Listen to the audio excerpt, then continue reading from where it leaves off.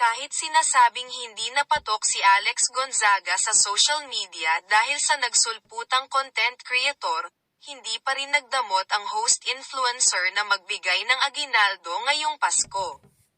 Ibinida ni Alex Gonzaga sa kanyang Instagram post ang Christmas giveaways nito na iPhone 15 para sa kanyang loyal fans.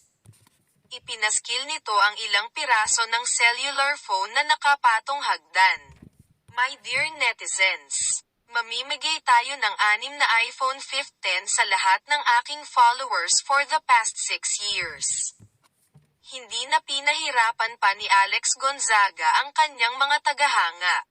Sinabihan lang niya ang mga ito partikular na sa mga naka-follow sa lahat ng social media pages niya na mag-comment below sa kanyang post at i-share ito sa kanilang social media accounts. At mula dito saka siya pipili ng mga deserving ng ipamimigay niyang mamahaling cellphone. Mahal ko kayo, salamat sa pagsama. A small way para magpasalamat sa pagsama sa akin saan man tayo dalhin ng buhay.